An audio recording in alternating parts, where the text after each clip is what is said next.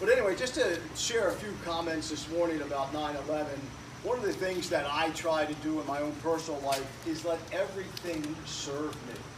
Everything teach a lesson. How can something so tragic teach us a lesson? And I titled it, Where Was Heaven on 9/11? If you turn it into a mirror and look and ask yourself that question, where was heaven on 9/11? Another way that we ask that question, and we've all asked it, I believe, I know I have many times, if God is so good, why is blank? If God is so good, why does that happen? If God is so good, why are the kids starving? If God is, and we have all these things and we want to hold God accountable. But I really believe that if we turn it all about us, I believe we're co-creators, and we make it about us, and we look at ourselves, and we say, how about me? I had a granddaughter one time, I asked her, Carly, if you had all the power in the world, we were driving in the car, still remember the spot, what would be the first thing you'd do? The first thing she said, most kids at 9 years old, now she's 22, at 9 years old, she said, well, she thought about it, she said, I would make sure no kids go hungry. Wow. I would make sure there's no sickness.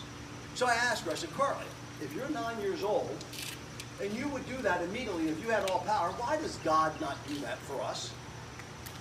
She looked at me with those eyes like, uh-oh, I think he's asking for an answer. So I said, do me a favor, pull down the sun visor. So she pulled down the sun visor. She looked at it, and I said, what do you see? She said, I see me. I said, there's your answer. I said, all these are opportunities. All these are things that we can learn from. In 1970, a guy named Ray Stevens, and there's some of you, I think, know the song. You're my age. Ray Stevens said, he sang a song and he said, everything is beautiful. So when you look at the song, you go, is that beautiful? 9/11, is that beautiful? The lessons we can learn from it are beautiful. The lessons that we can personally take away from it. Because I ask myself, how many towers have I torn down in my life by just a wrong word? Or by trying to think I'm helping someone and I'm hurting them by the words that I say? How many spirits have I crushed and they went down to the ground maybe because of what I said? So what can we learn? The Ray Stevens song, it starts out with this Sunday school song, Jesus loves the little children, all the children of the world, red, yellow, black, and white, they are precious in his sight. Then he goes on and says, everything is beautiful in its own way, like a starry summer night on a snow-covered winter's day. Everybody, first it's everything's beautiful, everybody's beautiful in their own way. Under God's heaven, the world's going to find a way. There is none so blind as he who will not see. I love that. There is none so blind who will not see. We must not close our minds. We must let our thoughts be free. For every hour that passes by, the world gets a little older. It's time to realize that beauty lies in the eyes of the beholder.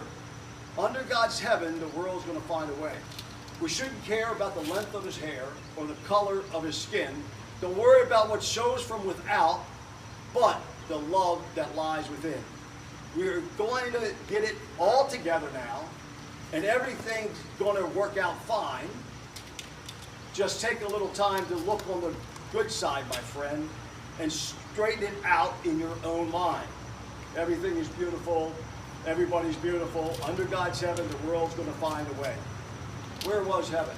Heaven was in those people that decided, instead of coming down the stairs and save themselves, they decided to go back up the stairs and try to save other people. Heaven was in the hearts of the firefighters and the police and the people that knew what they were doing when they ran in there and said, I'll just take a chance. Heaven was in those people that stayed around and helped. Where is heaven? It's inside. All the spiritual leaders. All the spiritual leaders. I'm not going to go into theology because a universal theology is impossible, but I do believe a universal experience of real deep love and realizing, as Ray said, it's inside. Because that's where it's in. It's love. And there's not anybody here, when you look at this, you ask yourself, the world's going to find a way. I don't believe there's anybody here, who you are, if you were watching that TV, I don't care what your religious beliefs are, how many of you said a prayer for the victims, for the families? But then I asked myself, did I say a prayer for the terrorists and for their families? What is this all about? So we got to make our thoughts bigger. We got to get our thinking bigger than it is, and all the judgment that we have, and judging if you're a Democrat, or judging if you're a Republican, or judging if you're black or white, or whether you're gay or straight, or whether you're conservative or liberal. And we live in our judgment. Many of us wake up, right? And I'm talking to myself here. I said a mirror. So I'm looking at a mirror, because you are me and I am you. We wake up every day and we put on our little robe and we say, okay, it's my time. Damn that driver. He drives terrible. You know, and right away we start our lives with judgment. And let's change that. Let's use 9/11 as a mirror for ourselves. Let's use Ray Stevens' song and say, what can we do in our own personal lives to find that heaven within, to find that love within, and not blow up towers? Because everything's a ripple effect. The more that you have love versus judgment, there's just a little ripple that goes out. And if we all can do that just in our own personal lives. I mean, how many of you on Facebook? Let me see. Right? How many of these conversations, political conversations, oh my gosh, they turn into these judgments, and it's both sides. There's nobody innocent, right? And it's the same way with, we can say, well, it's the Muslims. No, it's not the Muslims. Look at the Christianity, the people that have been slaughtered in the name of Christianity. Look at the Catholics, the people who have been slaughtered in the name of Catholicism.